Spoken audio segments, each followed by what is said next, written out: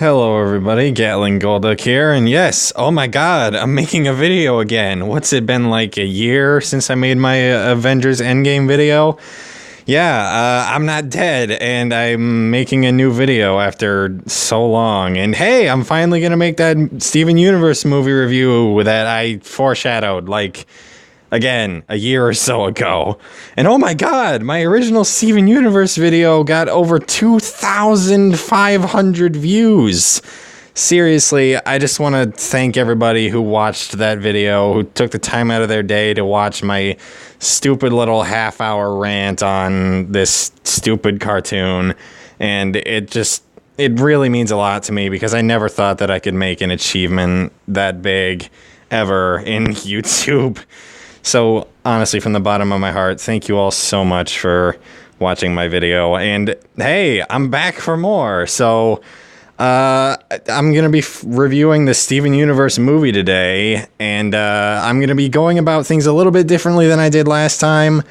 Instead of just going over, like, my points, I'm going to be watching the movie on YouTube.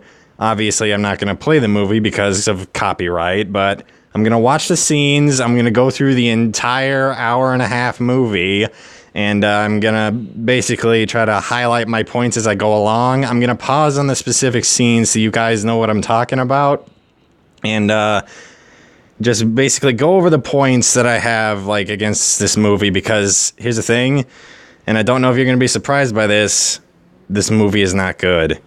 It's really not good. It's honestly kind of embarrassing, but hopefully it'll be well worth the wait for you guys. And also, quick shout out to my good friend Norm Apollo for getting me this snazzy new character profile. Check me out. I'm going to be putting a link to his channel in the description. He's a really cool guy, does a lot of like videos on psychology and mythology and stuff like that. If you're interested, if you're interested in that sort of thing, I'd highly recommend it. He's a really cool guy, and just tell him that Golduck sent you, and you'll feel right at home. Anyway, thank you everybody so much for waiting, and I'm also going to be going over like my thoughts on the Steven Universe series as a whole once I'm done with the movie, because I have a lot of things to say. Because honestly, as time has gone on, ever since that video I made initially, my feelings towards this series have gotten nothing but worse. I was somewhat kind to it in my rant about the season finale, and that kindness is pretty much gone. Because the more that I've dwelled on this series, the more it's fallen apart. And honestly, I hate to say it, frankly, because I used to be extremely invested in this show. But here we are.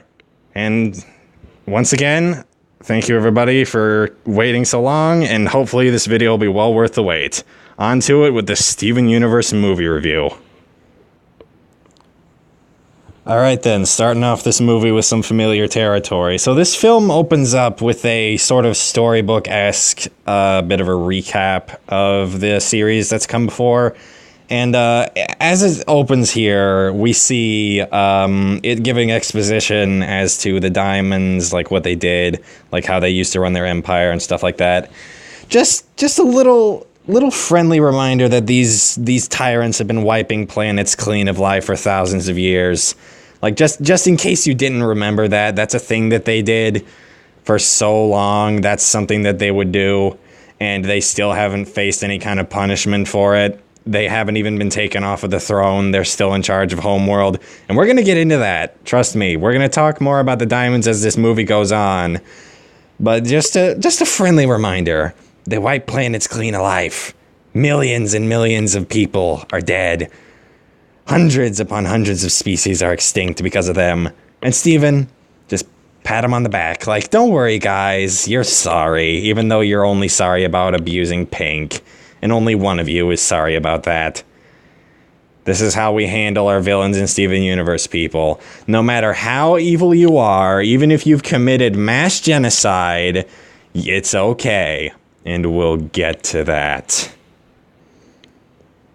This is what the Diamonds have been devolved to, people. They're begging Steven to stay with them in their temple and just, please don't go. You're all we have left of Pink. Like, This is what's become of our antagonists. Over the course of one episode, they've gone from merciless tyrants that would wipe planets clean of life on a whim, not giving a crap about the life that's on those planets, and now they're just Steven's crybaby older sisters.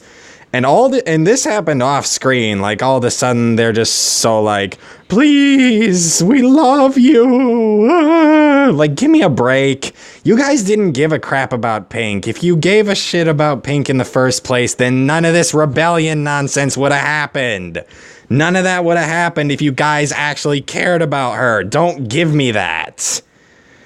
If you actually cared about her and listened to what she had to say, none of this rebellion stuff would have happened in the first place. This is on you. And it's already painfully obvious that I have a severe disdain for the Diamonds. Like, everything about them just frustrates me, from their position in this world to their characterization to who they are. It's just like, who are you supposed to be? Are you supposed to be merciless tyrants, or are you supposed to be crybaby big sisters, space Nazis? I don't know. Like, who are you? Who are you? We'll talk more about the Diamonds as this movie goes on, because trust me, there are so many problems with these chicks. You got issues, girls. Yep, still talking about the Diamonds. So there's this just little scene right here where they're talking about like how they've changed for the better. I've disbanded my colonies. I've stopped my colonization and disband my armies, and I don't shatter gems anymore. These are terrible people. The gems, like the Diamonds, are horrible tyrants. Merciless murderers, even to their own kind. They are terrible people. And Steven's just like, no, stop that, silly. Like, they have not faced any suitable punishment for their actions. And guess what? We still don't know their motivation. Year and a half later, and we still don't know why they're doing what they're doing. I stated in my old video, this is something that we need going forward, and guess what? We still don't have it, and it looks like they're not going to give it to us. Because character development is something that we don't do in this show. Just like, the Diamonds, they are scum. They're lower than that. Just like ignoring everything that they've done to other planets. Look what they've done to their own people. Look what they've done. They've turned them into basically robots with no purpose beyond what they were built to do. Slaves. And look at the cluster. They took a bunch of corpses of their own kind and turned them into a geoweapon. And they haven't been punished for any of this. Dismantling their empire is the least of your concerns, Steven. These people need to be put to death for what they've done. This is horrible. They are horrible. And suddenly we're just like, oh, but Steven, we love you. You're murderers. All of you. Like, what are you doing still alive?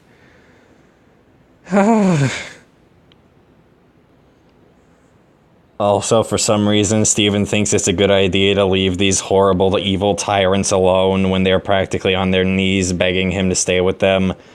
Just seeing how emotional they are right now, like, Steven decides that it's a good idea to leave them alone to their own devices. Just, like, oh, I'm sure that they'll behave.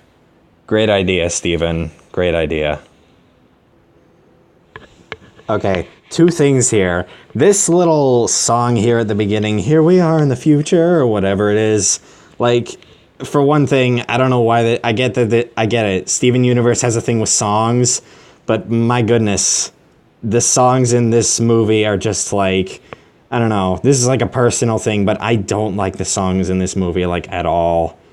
It's just like, they feel so unnecessary and tacked on, like, especially the one that Pearl sings later, but we'll get to that. But, like, also, this song here serves to be, like, foreshadowing. Because, oh, they're remembering all the places that their characters used to be in. Like, it's symbolic. see how far they've come, even though they've barely traveled far at all in terms of character development, especially Pearl. But I'll talk about her in just a second because her part's coming up. Okay, here we go. So, Pearl's sitting here singing about, like, how far she's come as a character, like, how she used to be a servant to Pink Diamond, and that was her life's purpose, like, just to be a servant. However, I would like to point out the fact that in terms of, like, Pearl's character development, like, this is one of the biggest problems that I found with the series, like, looking back on it after this movie. Pearl's character development means nothing now. All of her character development is pointless now. And you want to know why? Because Pearl's story for the entire first 5 seasons was all about how, like, oh, like, she was madly in love with Rose Quartz, and, like, she didn't get to experience, like, the shared love with Rose that she desired. And now Rose is gone, and she's unable to get that love that she pined for so long. Like, it's a story of unrequited love. Like, she was madly in love with Rose, and now she's gone, and she can't get over that loss, having never gotten those feelings out. However, this movie contextualizes it as something else. Pearl is a robot slave to Pink. She is programmed to love her. Pink Diamond was Rose Quartz, and Pearl was madly in love with Rose Quartz. So she was madly in love with Pink Diamond, the one that she is programmed to serve.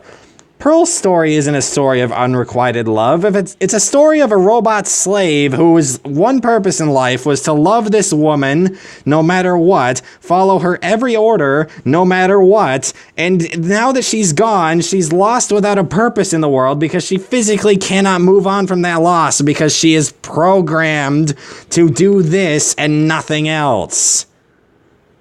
She is programmed to serve Pink Diamond. And can't get over that because she physically cannot. She's incapable of doing so. She even goes out of her way to say so in this series that she's still carrying out Pink Diamond's mission as a crystal gem. She's still following her orders. All of Pearl's character development about her becoming something of an independent woman, it means nothing now. Like, all of her character development over the first 5 seasons was pointless. It means nothing. And this is one of the big problems that I've noticed right away looking back over this series, is that, like, the character development in this series is all over the place, but Pearl's is rendered meaningless by this movie. It's just nothing. It's just a waste of potential in a character and a waste of all of her development. And trust me, I will get to the scene where it shows that she is programmed just to prove the point. Because this is absurd. All of her character development just gone, just like that. It's embarrassing, that's what it is. To actually throw in a positive note of this real quick, like, despite my gripes with, like, the songs and the characters and the writing and all of that, the voice actors in this show, you can tell they're extremely passionate about this show despite its quality. Like, I can't knock the voice actors for the quality because that's not on them. They're just performing the voices of the characters. And honestly, the voice acting in this series is mostly solid. Like, most of the voice actors do a really great job portraying the emotions that their characters are experiencing. And I know that this is sort of like a minor thing, but really, I have to give the voice actors props because they do a really great job with what they're given. What they're given isn't good, but they still give it their best, and I have to give them respect for that.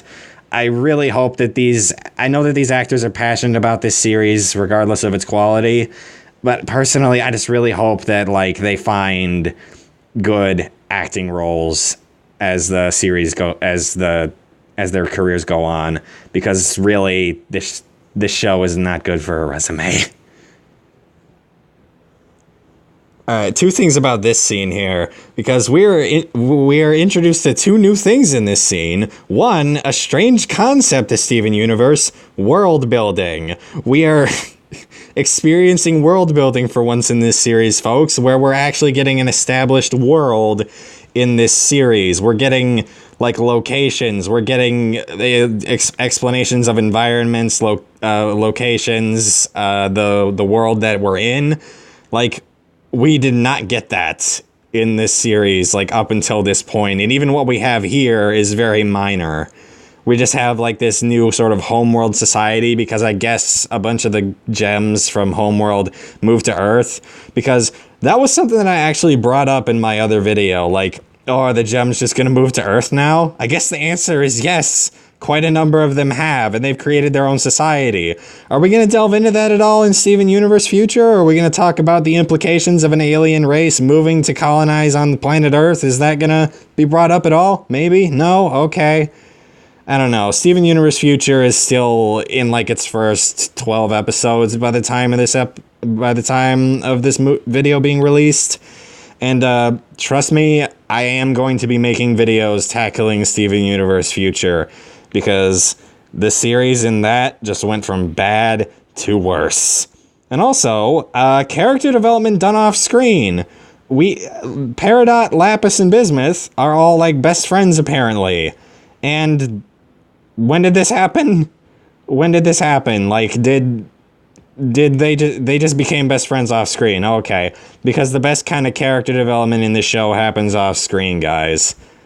Just like, I don't mind Bismuth and Peridot so much. Like, their personalities, I really don't see them becoming like best friends, in all honesty. But like Bismuth and Lapis especially, because that was an important plot point for Lapis. Like, remember that flashback where it was Bismuth that poofed her? And that's the reason she was in that lamp? Or mirror? Whatever? I don't even know. Like, remember that? I guess Lapis doesn't remember that, or she just doesn't know, and that's just a plot point that we're just gonna leave up in the air. Like, hey, this person right here is the reason that you were trapped inside that mirror for thousands of years with a cracked gem. And we're just not going to acknowledge that, I guess. Okay, good idea. Oh boy, here we go. The big bad of the movie, everybody, and the big MacGuffin weapon that they have. Oh boy, this is where the movie gets real good. So it's this thing.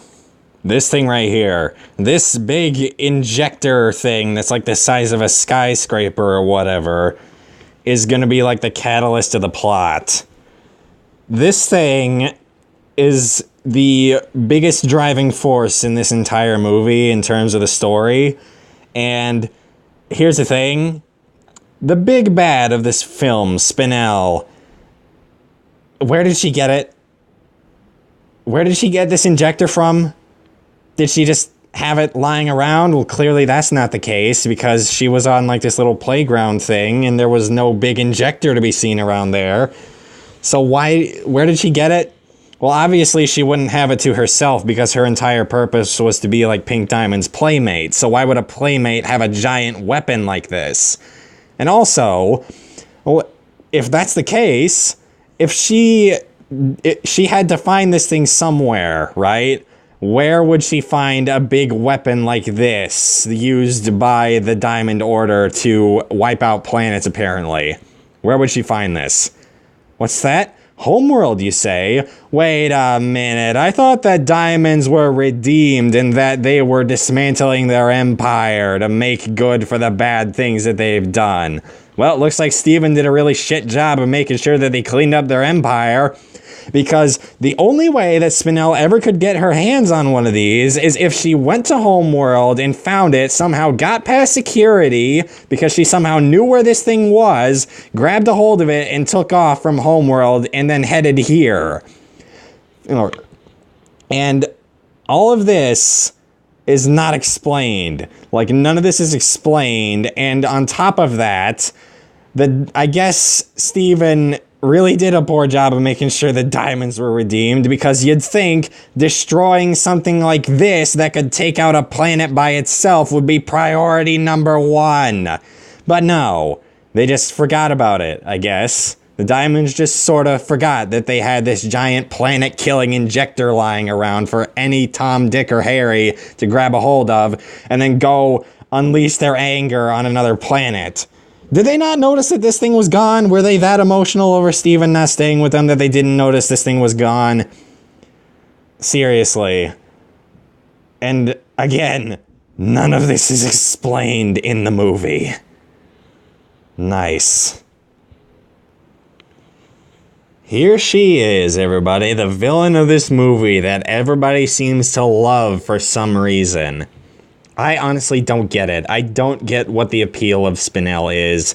Is it because she's, like, overly animated? Is that what it is? Is it because, like, she's stylized? Is it because of her, like, edgy exterior? Like, what is it?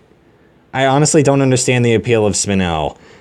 Well, because the thing about this character is that, like, people are hyping her up to be, like, some sort of, like, great character, and she's not. She's really not. Like, her motivations don't make any sense, and her actions in the story don't make sense either. Because we'll get to that later when we come to the scene, but I'm going to talk about it now, just for the sake of saving time.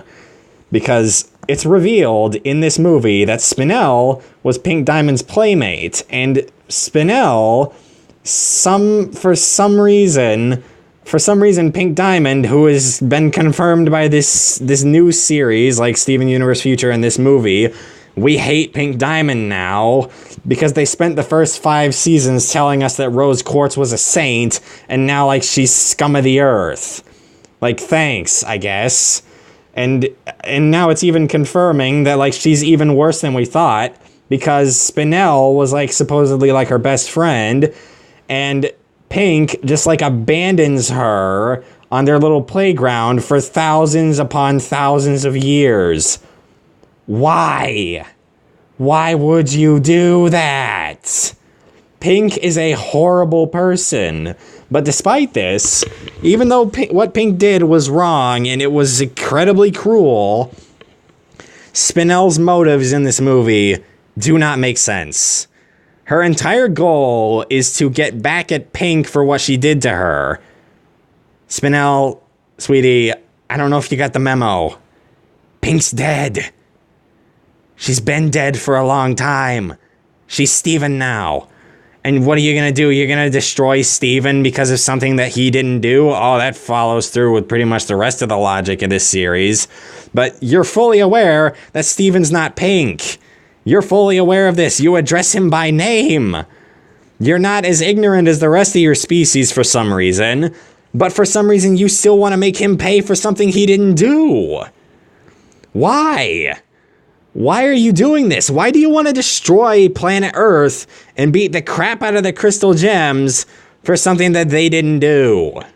You're gonna just destroy the planet Earth just to get back at your dead friend. Yeah, that'll show her. Why? Why do people like this character? And now we get to Spinel's song, where she makes it clear that she heard the story that Steven told over the, like, space TV or whatever, like, a few dozen times at least, so that she has it, like, to memory. But a couple things that come with that. I'd like to point out the fact that this movie goes out of its way to address the fact that that broadcast just happened, like, this morning. So somehow Spinel found out where Steven lived just based off of the fact that he said he lives on a beach house on Earth, because that's a descriptor, found out how to get a hold of this injector thing, got the injector thing, and took it to Earth within a few hours. All of this happened within a few hours. How? How did she accomplish all of this within such a short timeline? How did you find out where he lived? How did you find out any of this? How did you find out that this injector thing was a thing? How did you know where to get it? How did you get it? Spinel, you don't make any sense! Remember how Bismuth described the crystal gems as like legendary warriors that could take on entire battalions with just 2 of them without a single scratch and come out looking better than them when they walked in? Remember that? Remember how these guys are apparently like the underdogs in a war that they fought for thousands of years and somehow still managed to stay alive? Remember that? Spinel kicks their asses. She is not a fighter. This is made very clear. Her purpose was not to fight. But for some reason, she just strolls up and kicks all of their asses. Amethyst and Steven I'm somewhat fine with because, like, they haven't been through nearly as much as Garnet and Pearl. But for some reason, Spinel is able to beat them effortlessly. They can't even land a hit on her. And trust me, in just a couple seconds, we'll get into the even stupider part of this matter. Pearl decides to play the pronoun game to keep it purposely vague who Spinel is and what her attachment to Pink was. Because Pearl decides not to give valuable information that could be extremely useful in this scenario for some reason. Thanks, Pearl. Guys, Spinel's legs are completely exposed. What are you doing? Don't chase after her torso. Go for the legs. They're right there. Guys, go for the legs. Never mind. I guess they're gonna lose. This scene right here. So, Spinel, her weapon, it's this thing that for some reason drains gems of their memories and basically reverts them back to square one of their character development. Haha, very funny joke, Peridot, haha. For some reason, she has this. Where did she get it? Why does she have a weapon like this? Is it hers? Why would they give the playmate of Pink Diamond a weapon that could potentially erase all of her memories? Why does she have this? And also, Spinel dances around Garnet, Amethyst, and Pearl, makes all three of them look like fools, and beats them. But for some reason, Steven, the weapon drains him of his powers, because that's apparently how this thing works. So Steven manages to overpower Spinel, take the scythe from her, and catch her off guard. Somehow Steven, with his powers drained, beats Spinel. Power level consistency at its finest, folks. Here we go, the scene that renders all of Pearl's character development pointless. She is programmed to love and obey whoever it is that commands her. On her every whim, she's meant to wait on them. And this is what happened when she was made for Pink Diamond. All of Pearl's character development means nothing. Ha! Ha ha ha! Ha ha ha! Yet another scene where the music is totally unfitting and completely unnecessary. It's just like, why is this song here? Just why? Oh god, it's horrifying! Quick, kill it with fire! You guys seriously didn't notice the giant skyscraper-sized injector that, like, freaking landed over there on the horizon, really not that far away from you guys? You seriously didn't notice that? Come on. Steven just suggested calling the Diamonds. Yes! Yes, you should do that. Call the Diamonds. They can take care of this. Your big space Nazi sisters. They can handle this situation. They'll know how to take care of this injector. Better yet, they could bring their mech, their giant freaking Power Rangers-esque mech, bring that, and have it grab the injector and throw it into the sun. Problem solved. And they should know about this weapon, considering they're probably the ones that commissioned it. And they should also, actually better yet, they would know how to turn the injector off. Rather than chucking it into the ocean, they should know how to turn it off. And they would know about Spinel, too. They would know about all of this. Yes, call the Diamonds. They can take care of all of this. Garnet always knows what to do. What a line. Steven, did you forget the episode where Garnet was like going off on wild goose chases with you, rescuing kittens and all that nonsense? and she broke down in tears saying that she doesn't always know what to do? Did you forget that? Your memory just seems to be working in weird ways in these new episodes. Steven, buddy, work with me here. We get this big motivational moment in this song from Bismuth where she's talking about how, like, as long as one crystal gem is still wearing the star, we still have hope. Like, this would have been interesting to maybe develop Bismuth more as a character, like, talk about, like, her devotion to the cause, maybe go into that a little bit more, maybe spend some more time on Bismuth as a character, perhaps. Maybe delve into this a little bit more, because last I knew, Bismuth was on and off about the crystal gems because of Pink, because she found out that the whole thing was a lie. And now Bismuth's back to being, oh, the crystal gems, oh, we're the best. Like, really? I thought that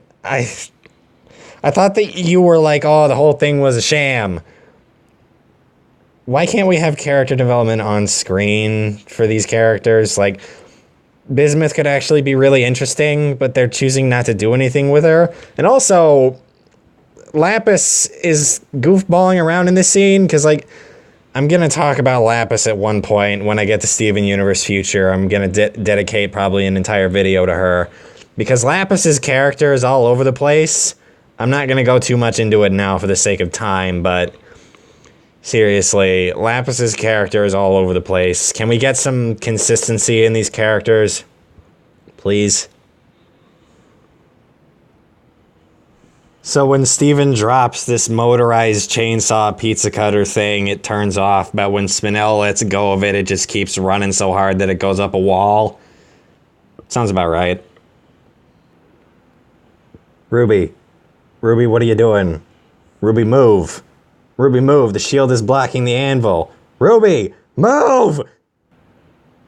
No, okay, I guess Ruby's just gonna die. Alright. Okay, yeah, no. First of all, the Bismuth, Lapis, and Peridot are over here trying to lift this, take care of this injector thing, either to get it to reverse whatever it's doing or to get it out of the ground. Steven, over here, with his powers drained, waltzes up to the thing and manages to get it to budge. He managed to pull on it. Steven, with his powers drained, managed to get it to move. So you're not going to convince me that Lapis Lazuli, the one who turned the entire body of water on planet Earth into a skyscraper all the way up to the stars, with her gem cracked no less, is unable to hoist this thing out of the ground and throw it into the sun. You're not going to convince me that Lapis Lazuli is incapable of doing that when she made this ocean, all the oceans, into a skyscraper. You're not going to get me to believe that for a minute. Oh my god. Oh god. Oh. I think I'm gonna puke. Also, I suppose this abomination somehow has the power to make people levitate. Apparently, this thing has telekinesis. I guess. Okay. So, Spinel sat here on this garden for 6,000 years, right?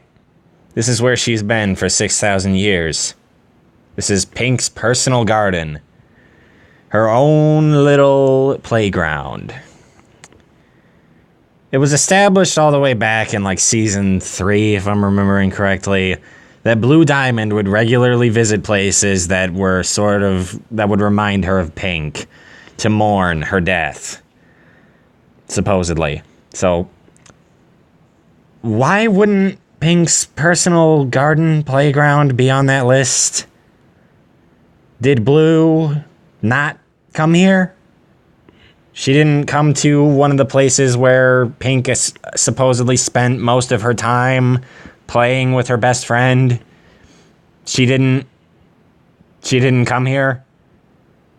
Because if she did, Spinel's right there. She didn't come to Pink's garden? Really? Alright. Alright, seriously, how does this injector thing work? How does a horn control the injector? How does a horn completely reverse the injector's injection? How does that work? How does she control this thing? How is she able to do this? How did she know how to do this? How does the injector suck all the liquid back up?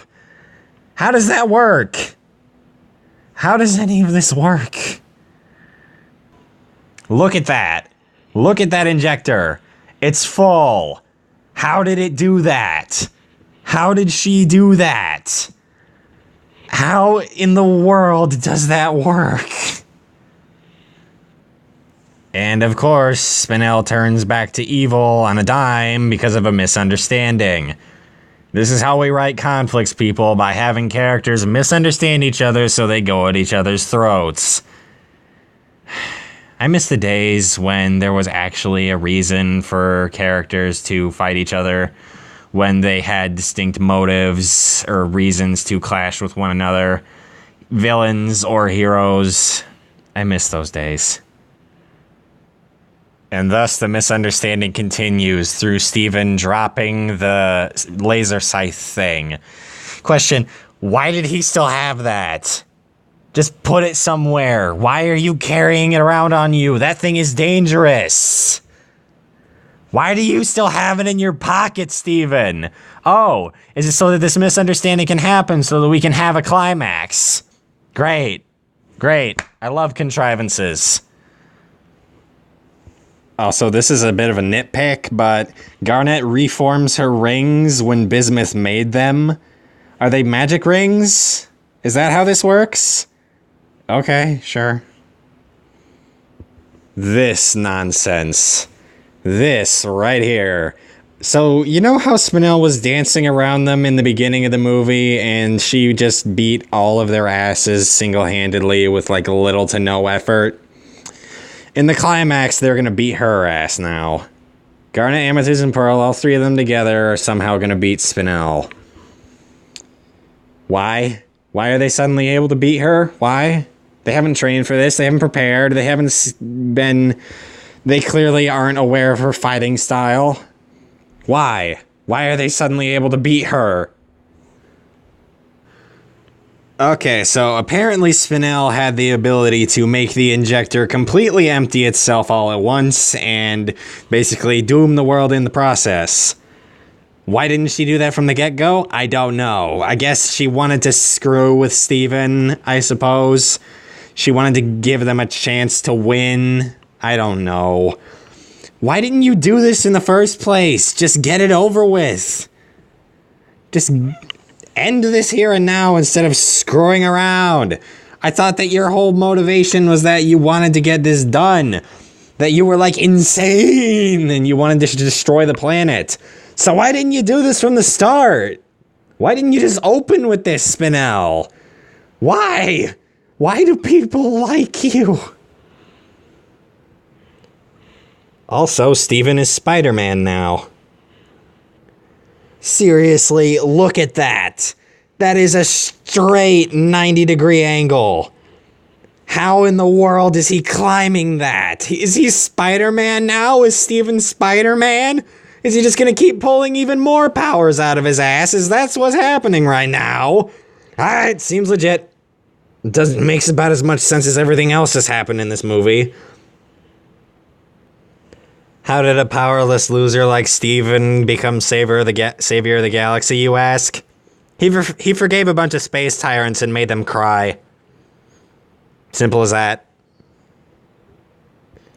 Dead. Both of them are dead. The injector just blew up with both of them on top of it. They are dead. D-E-A-D. Dead. Also, I'd like to point out the fact the injector did its job. It was completely empty. All of the injection goo or whatever was sprayed onto the Earth. The injector did its job. Why is the planet still here? Why is the planet still alive? At least I'll give Spinel this. She actually said sorry for what she did, unlike the diamonds, so at least I'll give her that. But I'd also like to point out the fact that all of this is Pink Diamond's fault. Once again, Pink Diamond being a bitch, and her mistakes coming back to bite her son in the ass. All of this is her fault. So this is the game plan. Steven just mass produces his saliva around the planet to completely undo all of the damage that Spinel did. This is the game plan? Seriously? Do you have any idea how long this is gonna take? Poor Steven is gonna have strep throat after this. He's gonna be so dehydrated. I don't know if dehydration causes strep throat. I'm just spitting out words. Like Steven is spitting out all over the planet to heal it. Because frickin' that makes sense, and that is possible. It would take decades at this rate to undo all of this damage. Are you crazy? Look at that. Look at that amount of damage. This is gonna take years alone to get just this side of the country done. It's gonna take more than Steven's entire lifetime to fix the planet at this rate. Thanks a lot, Spinel, and thanks a lot, Pink Diamond. One planet-wide attempted murderer deserves 3 more, I suppose. Spinel's off to live with the diamonds in their palace. Because that's a good idea, sending somebody who's mentally unstable with a bunch of people who Steven apparently failed to reform properly. That's a good idea. Go on, Spinel, go! Hang out with the planet destroyers that have wiped millions of people out from the galaxy's star maps. Because somebody who's suffering from trauma definitely needs those kind of influences in her life. Great idea. And there you have it, Steven Universe the movie, a film where none of the characters grew in any capacity because they didn't learn anything, and nothing of value was lost and nothing of value was gained. Spinel went off with the diamonds. She's not around. The planet is fine. None of the characters grew because they spent 90% of the movie with their memories erased. Nothing of value was lost because nothing was really destroyed because they always rebuild somehow, and nothing of value was gained from this movie. And there you have it, ladies and gentlemen. At long last, my Steven Universe movie rant/critique. Yeah, this movie was terrible. It was honestly a pain to sit through this movie the first time, let alone a second time. And I suppose you guys would probably gather a few of my thoughts on the series as this video went on. But in case you couldn't gather, my feelings toward the series now are extremely more negative than how they were way back when I made that first video. Because honestly, the way I feel about Steven Universe now, I hate it. I hate this show now, honestly, because I feel like I wasted my time getting invested in this story that didn't go anywhere. The entire main climactic conflict of the story meant nothing. It was thrown away in one episode when they hadn't even built up to it. And now, the more I look back on the series, the more the characters and the plots fall apart in my head. I'm going to go more into that when I finally get around to doing my Steven Universe future videos. And Lord knows how long that'll take, considering how long it took for me to make this one. But if I could give Steven Universe a little bit of credit, I honestly have to say that if it wasn't for Steven Universe, then I wouldn't have made a lot of great memories with a lot of great friends that I met when I found this show, because I met a lot of great people through it. I might not hold the same views on the series that I did back then, but I still hold the same views that I do of my friends that I made. The memories that I share with them, the stories that I've made through this show, and honestly, if it weren't for this show, I definitely wouldn't have nearly as much of a YouTube following as I did today. Because thanks to this show, I feel like I actually have a chance to get out there and make a name for myself on YouTube, to actually be a YouTuber, something that's been my dream for as long as I can remember. And I guess to that, I owe Steven Universe a bit of thanks. Thanks for giving me this opportunity, Steven Universe, and I'm going to continue to criticize the hell out of you until this series dies. It's a love-hate relationship. And thank you all so much for watching once again. Thank you all for taking the time to watch my silly little content.